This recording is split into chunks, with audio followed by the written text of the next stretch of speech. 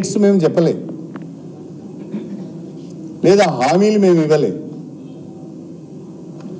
హామీలు మీరు ఇచ్చారు. రాష్ట్ర ప్రజలకు 420 హామీలు మీరు ఇచ్చారు. మీ హామీలను ప్రజలు నమ్మారు, నమ్మి మీకు ఓట్లేసి గెలిపించారు. ఇప్పుడు మీ బాధ్యత ఏంటంటే మీరు చెప్పిన విధంగా, ఎన్నికలు కాకముందు మీరు ప్రకటించిన విధంగా, మీరు తేదీలు ఫిక్స్ చేసిన విధంగా వాటిని అమలు చేయాలని మాత్రమే మేము డిమాండ్ చేస్తున్నాం. అది మా అక్కసెట్లు అవుతుంది. మీ గుర్తు చేస్తున్నాం, మీరిచ్చిన హామీలను, మీరిచ్చిన తేదీలను, వాటిని మాత్రమే రాష్ట్ర ప్రభుత్వానికి గుర్తు చేసే ప్రయత్నం చేస్తున్నారు తప్ప మాకు మీరు అధికారంలోకి వచ్చారని ఏ రకమైన అక్కసు లేదు, మాకు ఏ రకమైన ఇబ్బంది కూడా లేదు. ప్రజలు తీర్పు ఇచ్చారు, ఆ తీర్పును గౌరవిస్తున్నాం. ప్రతిపక్ష పాత్రను పోషిస్తున్నాం. ప్రతిపక్ష పాత్రను పోషించే క్రమంలో మీ యొక్క వైఫల్యాలను, మీరు ప్రజలకు ఇచ్చిన హామీలు, వాటి నుంచి తప్పించుకునే మీ ప్రయత్నము, కాలయాపన చేసే మీ ప్రయత్నాన్ని మాత్రమే మేము ప్రశ్నిస్తున్నాం తప్ప మరొకటి కాదు.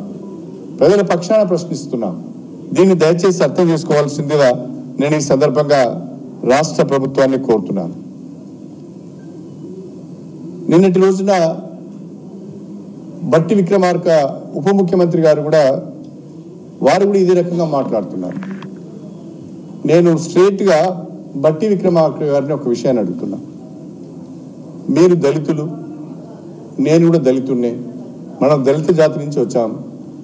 రాష్ట్రంలో కేసీఆర్ నాయకత్వంలో దళిత బంధు అనే ఒక పథకాన్ని మనము ఇంట్రడ్యూస్ చేశాం. కొంతమందికి లబ్ధి జరిగింది. మీ నియోజకవర్గంలో కూడా ఒక మండలానికి పూర్తి స్థాయిలో సాచురేషన్ మోడ్లో మనం దళిత బంధును అమలు చేశాం.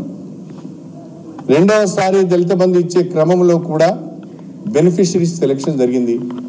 కలెక్టర్స్ అందరూ కూడా బెనిఫిషరీస్ సెలెక్ట్ చేశారు. ఇప్పుడు ఆ సోదరులందరూ, ఆ దళిత సోదరులందరూ కూడా దళిత బంధు వస్తుంది అని ఆశతో ఎదురు చూస్తున్నారు. కానీ బట్టి విక్రమార్క గారు ఒక మాట చెప్పలేకపోతున్నారు. దళిత బంధు అనే పథకం కొనసాగుతుంది. బీఆర్ఎస్ ప్రభుత్వం 10 లక్షల రూపాయలు మాత్రమే ఇచ్చింది. మేము దాన్ని 12 లక్షల రూపాయలకు పెంచాము.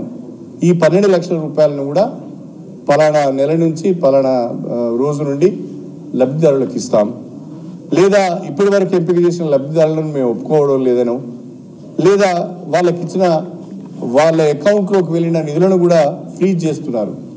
అంటే దళిత బంధు పైన మీ యొక్క వైఖరి ఏంటి? దాన్ని కూడా మీరు చెప్పడం లేదు. మొన్నటికి మొన్న గృహలక్ష్మి ద్వారా ఏవైతే ఇండ్లు మంజూరు అయినాయో, ఆనాడు బీఆర్ఎస్ ప్రభుత్వం ఇచ్చిన ఇళ్ళన్నింటినీ కూడా మీరు ఒక జియో ద్వారా క్యాన్సిల్ చేశారు. ఆ గృహలక్ష్మిలో లబ్ధిదారులు చాలామంది పునాదులు కట్టుకున్నారు, గోడలు కట్టుకున్నారు, స్లాబ్స్ కూడా వేసుకున్నారు.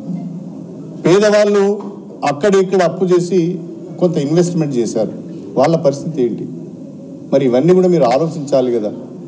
ఆలోచించకుండా అనాలోచితంగా మీరు నిర్ణయాలు తీసుకుంటున్నారు, హామీలు ఇస్తున్నారు. మీ హామీల గురించి ప్రశ్నిస్తే మా మీద ఎదురుదాడి చేస్తున్నారు. ఇది మంచిది కాదు అని కాంగ్రెస్ ప్రభుత్వానికి చెప్పదలుచుకున్నారు.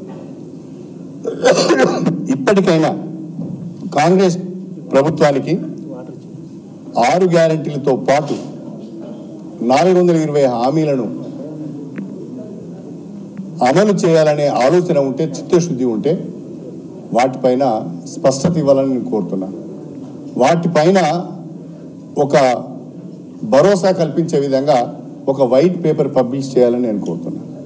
మీరు శ్వేతపత్రాలపైన వైట్ పేపర్ పబ్లిష్ చేశారు, ఫైనాన్సెస్ పైన శ్వేతపత్రాలు ప్రకటించారు, ఇంకా అనేక రకాలుగా పవర్ పైన శ్వేతపత్రాన్ని ప్రకటించారు, జ్యుడిషియల్ ఎంక్వైరీలు కూడా వేస్తున్నారు. మీరు ఇచ్చిన హామీల పైన ఎప్పుడు ఏ హామీని ఏ రకంగా అమలు చేయబోతున్నారో అది కూడా రాష్ట్ర ప్రజలకు చెప్తే వాళ్ళు కొంత నిమ్మలంగా ఉంటారు, కొంత భరోసాతో ఉంటారు. కాబట్టి ఆ ప్రయత్నం చేయాలని చెప్పి కాంగ్రెస్ ప్రభుత్వాన్ని నేను ఈ సందర్భంగా కోరుతున్నాను.